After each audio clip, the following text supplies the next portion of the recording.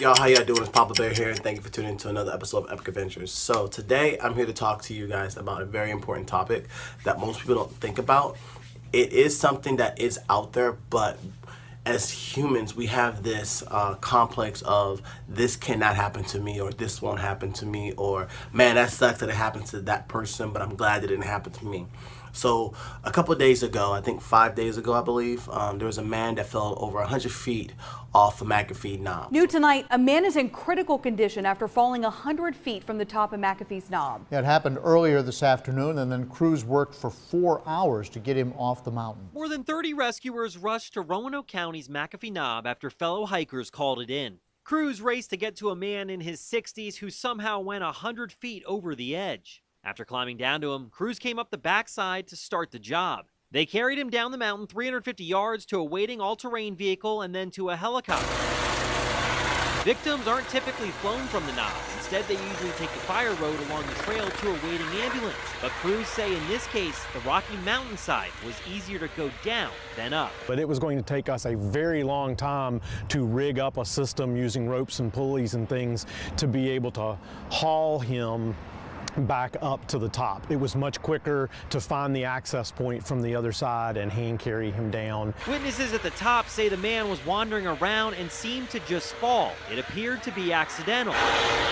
Rescuers were aided by brand new all-terrain vehicles to help get to the patient and then help get him out. The county received grant funding to buy them and says it's rescues like this that show how important they really are. The proper tools change the entire dynamic, reducing the time spent on foot that's dangerous and wasting that valuable time. It's very tiring to have to carry someone who weighs approximately 200 pounds to, carry them down a slope that's extremely steep and rocky and full of barbed wire and dead trees and all kinds of things. 2 Carillion wilderness medicine doctors assisted in the rescue. The county has been training more and more for these types of situations as calls for help have gone up over the years.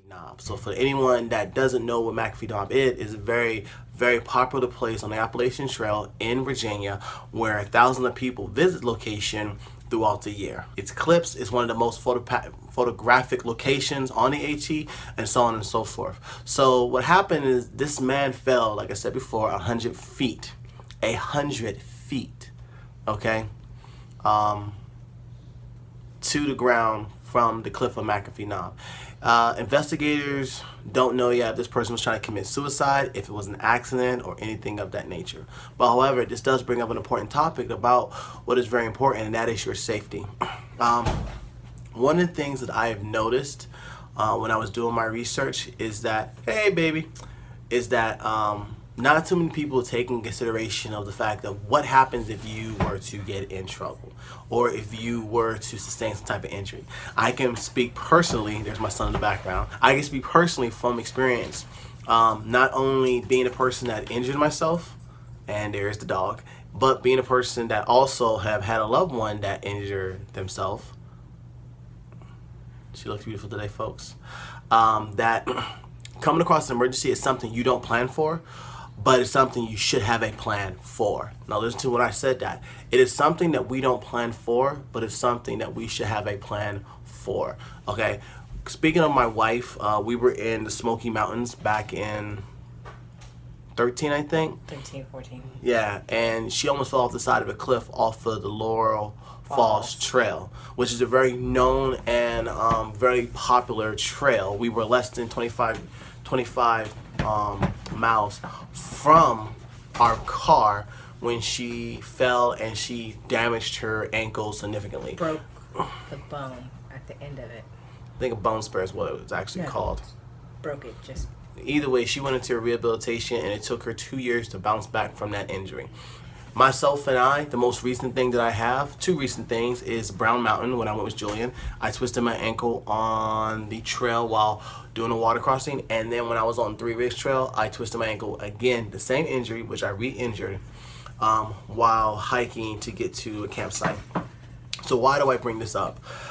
It's very important that as we get out there and we enjoy the great outdoors, it's good for us to enjoy it, that we do several things. One, know how to handle yourself when it comes to first aid, CPR and first aid. You need training on CPR and first aid, okay? And not just any CPR and first aid, wilderness training. Now, I know there's not a lot of places out there where people can go where they can get free classes for CPR and first aid. So I definitely know that there's not a lot of free classes out there for wilderness CPR first aid. Spend the money. It's very important that you have this knowledge. Something that you can do until you actually get the certification so you can take care of other people is go on YouTube, read a book, go to the library, look online, get the knowledge you need to actually help yourself or your loved one out when something of that nature is to happen. They also have apps. Yeah, they do Red have- Cross has an app for in the event of emergency situations. They even have an app for your pet as well. So depending on how you hike, get that certification for the medical training for that particular hike.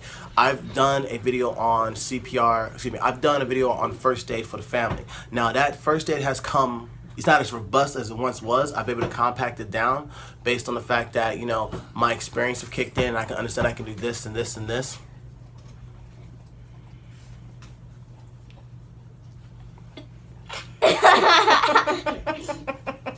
However, Mommy told me to.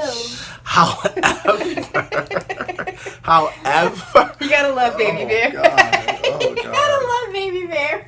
However, I've everything that I've carried in my first aid kit, I've used at some point one another. I've used the boy style. I've used the alcohol swipe bandage for a guy that cut his If foot. it wasn't for his first aid kit, when I injured myself, I don't know what I would have done. I had to walk back down that mountain with a hurt ankle because they wouldn't have been able to get to me. And it would have been a long time. Let's bring it to the point in regards to the McAfee Knob case. It took investigators, if you look at the video, 4 hours to get to that person. What I read on the newspaper, it was 6. So we don't know how long it actually took for the first responders to actually get. Let me adjust this camera a little bit.